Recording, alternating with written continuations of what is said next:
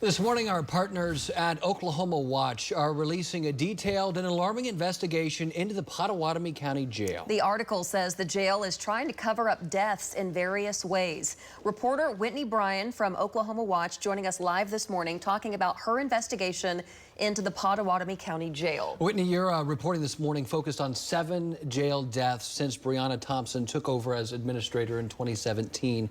First off, just kind of tell us what drew you into the Pottawatomie County Jail? Where did you kind of begin with this investigation?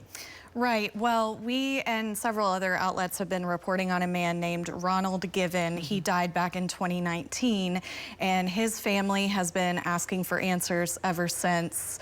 Early this year, a court forced the jail to release video footage of his detention, and that footage showed jailers struggling with Given, throwing him to the ground, basically a 6 or 7 minute altercation that led to his death. So in looking into what happened to Ronald Given, I started asking for open records, documents that should follow people who die in jails. And one of those documents is called an incident report that goes to the state health department. So when I asked them for Ronald Given's incident report, they said they didn't have one. A couple months later, a new lawsuit came about from the jail. Another woman, Kelly Wright, had died, and I asked them for her incident report. They didn't have that one either, and that's really what piqued my interest and caused me to ask more questions. Yeah, wondering how many instances there are out there. You mentioned Kelly Wright. What did you learn about her case? Gosh, well, Kelly's case is, it hit me in a similar way to Shannon Hanchett, who died at the Cleveland County Jail in Norman. A lot of folks have been talking about her recently. In Kelly's case, she had a mental health breakdown, an episode inside of the Shawnee Grand Casino and Hotel.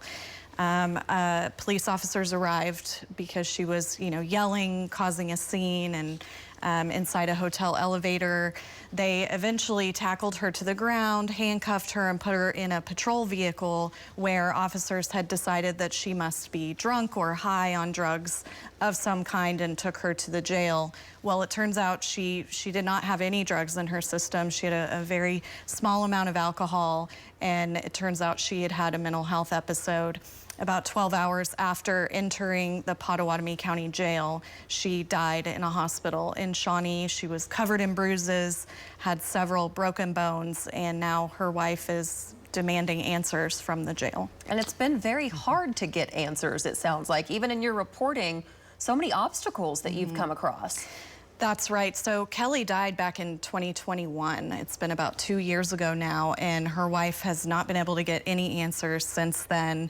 In fact, earlier this year, just about a month ago, a Tulsa judge ordered the jail to release video footage, documentation similar to what happened in Ronald Given's case. It was supposed to be released by August 5th, and according to her attorney and my own open records request asking for that same information, we have not received any documentation. I've made many requests of the jail for information about Kelly and others who died there and have received nothing so far. Folks should go read the article at oklahomawatch.org. But we kind of talked about 2 of these cases. There's 7 deaths overall. What is the through line through these incidences that kind of raises some alarm? What's the trend here? Sure. Well, the trend with these 7 folks is all of them had medical as well as mental health conditions coming into the jail. So that means these folks were more vulnerable than most. In the case of Kelly Wright, for instance, she never even made a phone call from the jail to a relative. Her daughter, her wife, nobody knew she had even been arrested and, locked up in the jail until the hospital called the family to say that she was there on life support. So, these folks are going in there disoriented. They are often hallucinating.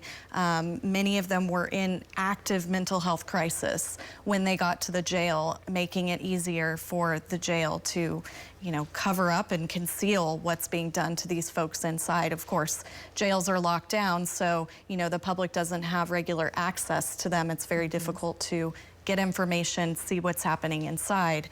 When it's someone as vulnerable as these folks, that's even more difficult. And it sounds like there's maybe some loopholes out there. The law says one thing, but you spoke with a lawmaker that said, yeah, but sometimes that can be interpreted strangely. That's right. So those state health department incident reports that I was talking about earlier, well, the law here in Oklahoma says that when someone dies in the custody of a jail, when they are a jail detainee, that death has to be reported to the state health department within 1 day.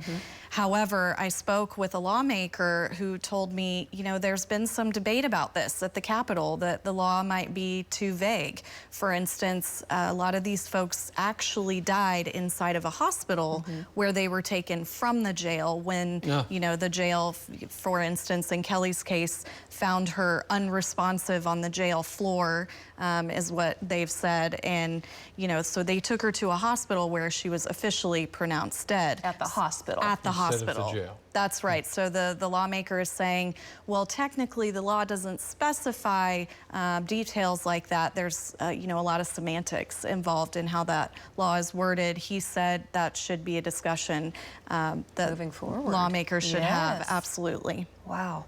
I know you've got more reporting headed our way. And where can we find that article one more time? OklahomaWatch.org. Again, Oklahoma Watch is a nonprofit, nonpartisan news organization covering these types of public policy conversations in our state. I definitely recommend reading that article. Whitney Bryan, thanks for joining us. We appreciate it. Thank you so much. You bet.